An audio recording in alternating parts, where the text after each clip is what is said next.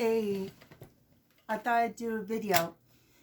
I wasn't going to wait for my husband, so I'm doing a video now. And I just want to say, you know, a lot of people, they feel hurt when someone abruptly, rudely interrupts them or says something to hurt them. You want to know something there? Don't ever react bad, okay? Don't ever react bad. Don't ever react poorly or bad. Because you want to know something? They may think that they're getting away with it, but in reality, people are watching. People are watching you, and they're watching them. And see who will win in the end. And if you keep your cool, keep yourself collective and calm, you will win. You will win, all right? You may cry at that time. That's okay. You can go ahead and cry if you want. You know, you got fired at a job there for whatever reasons there due to racial discrimination. Let go. They're not worth fighting for. They're not. Because you want to know something, it gets really childish and really foolish really fast. You know, I knew a woman that was with Crossmart, okay? She thought that she was real clever, okay? And moving me around to different places. She wanted to get rid of me so bad because I was Muslim and I was wearing the hijab and she was Jewish, okay? So she had a real spite and hatred towards me. I didn't let that affect me. You know, I didn't put that on me. I didn't feel anything towards her. Anything towards her directly, ever. I just went and I did my job and I did it very well. I did extremely well. There were people there that were coming up to me saying, you know something, if this doesn't work out, you can come and work for me. I really like your enthusiasm. I really like your integrity. I really like what you have to represent. Okay? I never told her this. I'm sure that she got that too, and she didn't like that. Well, she made a big mistake. She thought that she would get her friend from Metro down at another end, okay, bully me and throw me out of his store, which he did. He did. For no probable cause, but I didn't react. I did the right thing by calling my supervisor. Staying cool. I didn't understand exactly what was going on until the end when I signed out. And then he had something very bigot to say to me. So I felt like fighting. I felt like saying, you know, something, I can't deal with this anymore. And you want to know something? I decided not to. So I said, I'm going. I'm leaving Crossmart, okay? Doing a pending of an investigation of what was going on, okay? So I backed out. I got out of the scene. I just got out. You want to know something? That was the worst thing that I could have ever done to that woman, okay? Because then the investigation was all on her. And they found out the true, real reason why she was doing the things that she was. She was getting comments there from people there that were also working with Metro at different places and says there was no problem with her. There was no problem with her. That woman was bullying that girl. And she want to know something? She got fired from Crossmart. She was a superintendent and she got fired because she overrided her authority. And they don't tolerate bullying. And a lot of workplaces don't. You think that they get away with all this stuff? No, they don't. She got fired from that job. Plus also she got fired from her pharmacy job. So she was unemployed. Unemployed with no reference. No reference. And I had people there saying, why don't you come and apply here or come and apply there? I was so beside myself. I was like in my feelings, and I was feeling, something. I'm tired of working for somebody else. Somebody else there and being treated this way. Being regarded this way, being treated this way. It's not fair. I didn't do anything to deserve this. But I didn't get hateful and spiteful towards them because they're not worth it. They're not worth it. But I did get shook up. She did shake me up. So I haven't been trying to get a job since, because I just been shook up about it, and I really didn't want to apply and work for somebody else, because I don't need this garbage. I've dealt with this a million times over. There's somebody there that doesn't accept me, somebody there that doesn't like me because of the way I dress and the way I look, the way I am. I don't have to say anything hateful or bad. It's them that has the problem. That's what you got to understand. It's them that have the problem. People see that. People know. It's them that has the problem, not you. So love yourself and forgive yourself that you were ever put in that situation. It's just like dealing with a narcissist, okay? I heard someone say, and this is very true, why would you ever forgive the damned? Okay? Now, this is what I come with knowledge. The early Christians that began with the apostles, Apostle Peter had his small congregation before him as he was doing a sermon. And basically he said in words, they that are my brothers are now enemies of God. Okay? What did he mean by that? Basically, because they've been terrorizing and bullying people. Okay? God will never tolerate that. God will never tolerate that. And you want to know something? He said it with such grace in so many words. Like he was a radicalist. He was a born radicalist, and he was for the church and for the desire to follow out his mission and continue on and do what he does. Okay? And like Jesus said to them, you get rejected by one city, dust your feet off, get yourself together, get your stuff together, and move on. Move away from that situation, because it's not you that's wrong. It's them. Okay? Now, I want to tell you a story about Muhammad. Muhammad's a perfect example of this. Perfect example of this.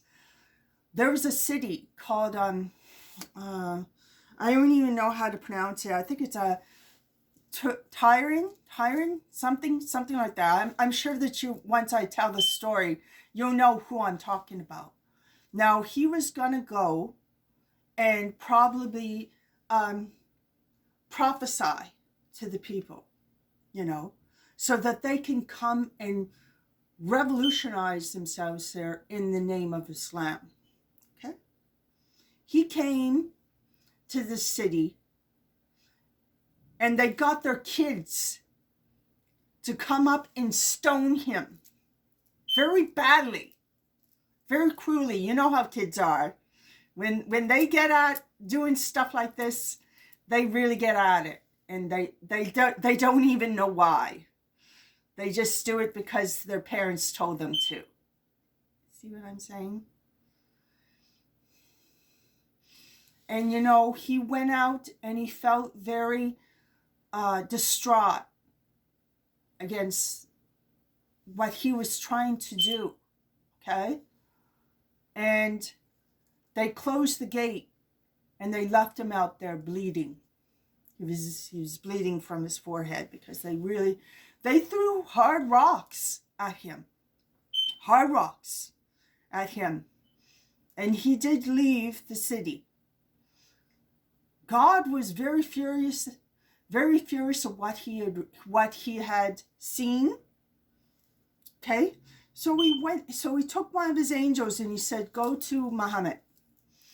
And one of his angels says, look, if you want, I can have those 2 mountains in between this city come and crush the city for their blasphemy.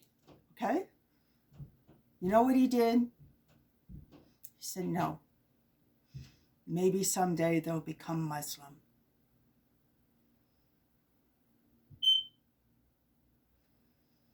That's the best way of dealing with something. He didn't take it personally. He didn't take it personally. Even though they was bleeding, he was hurt very bad. And his ego was bruised very badly. No. Maybe someday they'll come to Islam. That's a story there that I'm sure that most Muslims know. That's exactly what Jesus meant by dusting your feet off, getting your stuff together, getting yourself together, and moving on. There's better things in the future. Don't worry about it. Don't worry about it. Because God sees everything. God sees everything. And he has a divine purpose. All right? And now that city today is an Islamic city. Okay? And it's beautiful. Gorgeous gardens, gorgeous flowers, beautiful countryside. And they all pay homage to Muhammad when they go to Hajj. When they go to Hajj. Okay? They did not do that, despite what they got their kids to do. See what I'm saying? Sometimes coming with a sword is not always the best way of dealing with things. Coming diplomatic and wisely with information and knowledge of yourself and who you are as an individual and who you are representing. When I dealt with that woman there, that's exactly what I was thinking. Who am I representing? I'm representing my Ummah. I'm representing my Iman. I'm representing my identity. I'm representing a religious faculty by wearing the hijab. So, the way that I dealt with it, by just getting out of the scene, getting out of the picture altogether, was the worst thing that ever happened to that woman. Okay? Because they were like saying, wait a minute. Why did you do this? Why did you do that? So they made a big investigation. It came down really bad on her, and they fired her. They took her right out of the position. All right? And they brought in new people. New people. Now I see people there that are wearing hijab working for Metro. See? Now, if I would have been childish and went to court, so on and so forth about all this, got real childish about this, got real hurt, you want to know something? Then they would have won. Then she would have won. But I didn't do that. I didn't feel hurt at all. I was just like saying, I don't need this. I don't need this. There's something better for me. I don't need this. So it came down bad for her. Came down bad for her. And I did find this out eventually, because Metro did contact me many times about this situation. And I was very honest with them. I was very abrupt, very honest with them. Gave them the information that they needed. And they said, thank you very much. And they did what they had to do. And they said, I'm really sorry. That's what Crossmark did. They called me and said, I'm really sorry for what that woman put you through. I said, it is what it is. It is what it is. Now I see women at Metro wearing hijab, working at Metro today.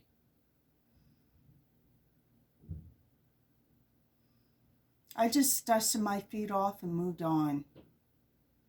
I didn't give her that gratification there of being racist or being bigot towards her, because she's not worth it. All right?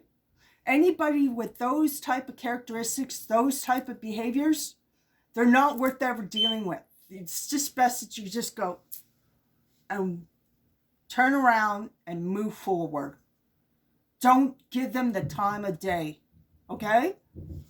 And if someone threatens you, you want to know something there? You just be big about it there and just stand your ground. Stand your ground. You know, I heard a horrible story about a man.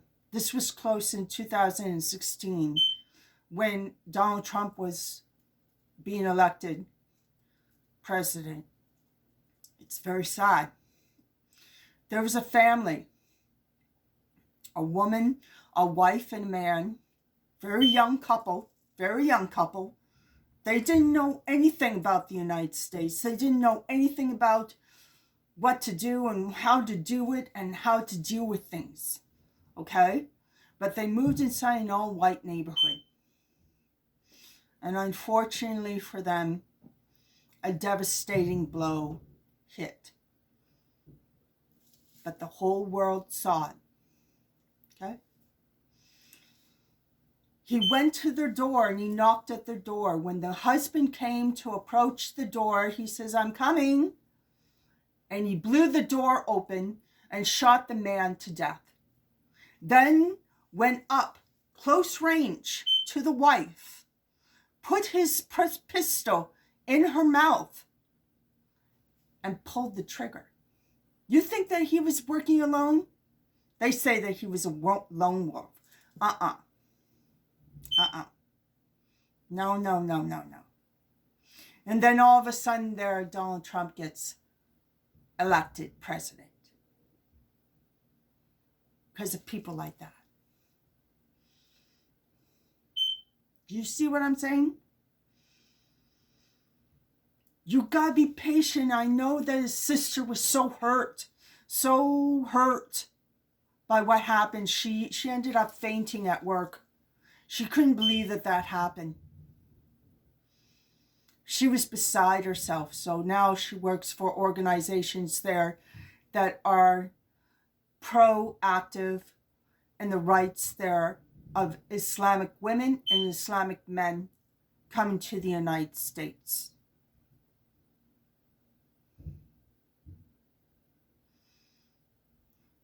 So, everything happens for a reason. We may not understand what the future has in store, but you want to know something? Today we have a new government. We have a new government. And the old government's being impeached. He's dealing with the courts. And he's got to deal with the courts a whole lot more. A lot more. We haven't seen the end of it. Okay? We haven't seen the end of it. Because there's a lot of people that, you know, felt that was the most poorest government ever.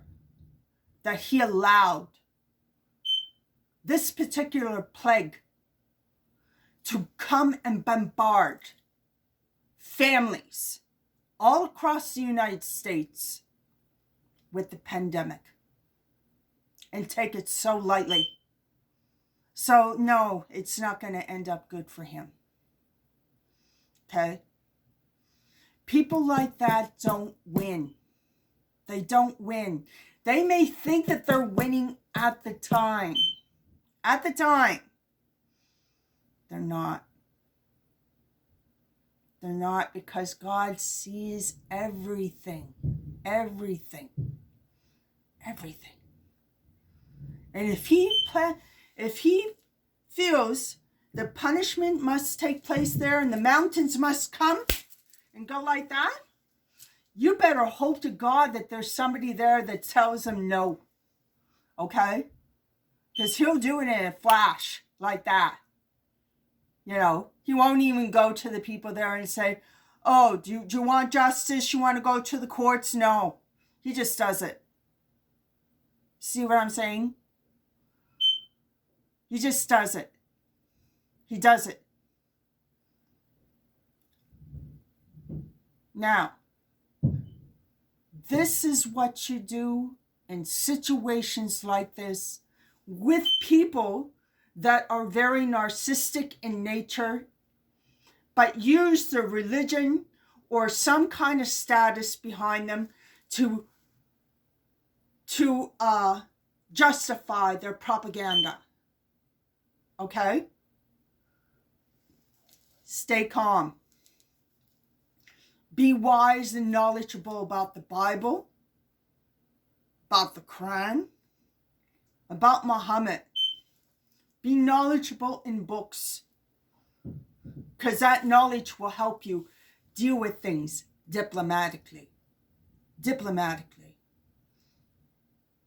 You know, you may feel real bad at the time, and they got that. But they haven't won. See?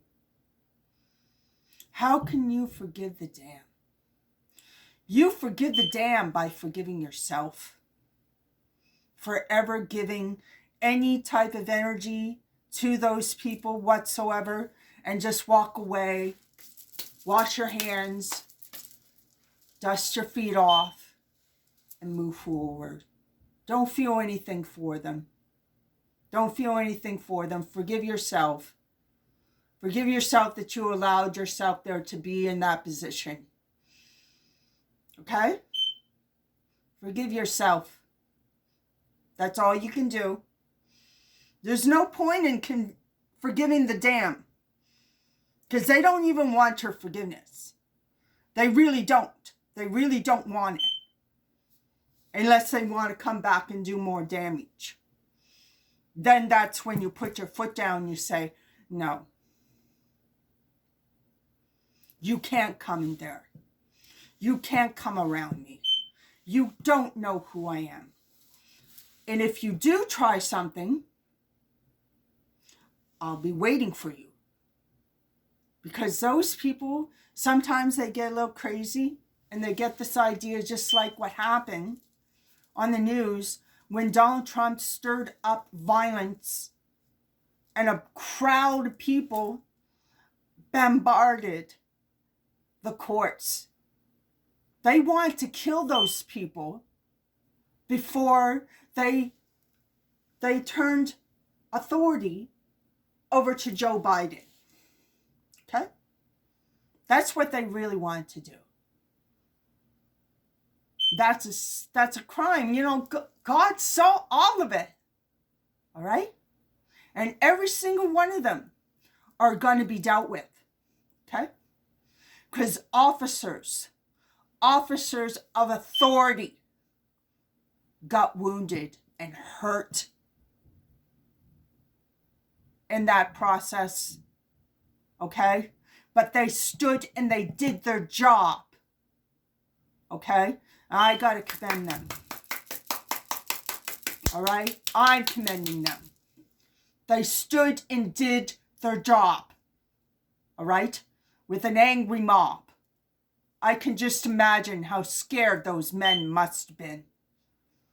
But they kept their shields up And they kept doing what they're supposed to do. Okay? And they did their job well. Because no one got hurt. No one got hurt. But those people will be dealt with. Because they were all on camera.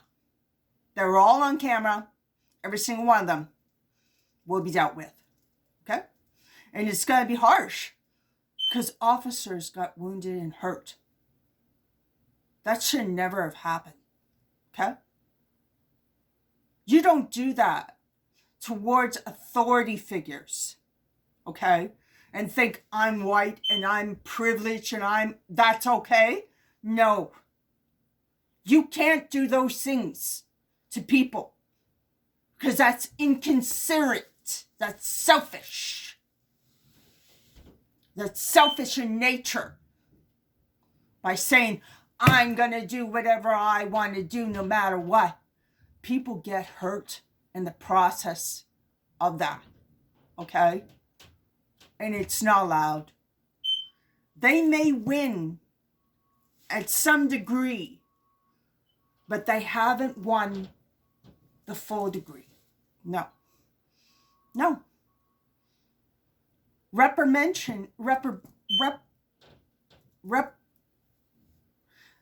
Discipline and criminal activities always get dealt with. All right? Seriously.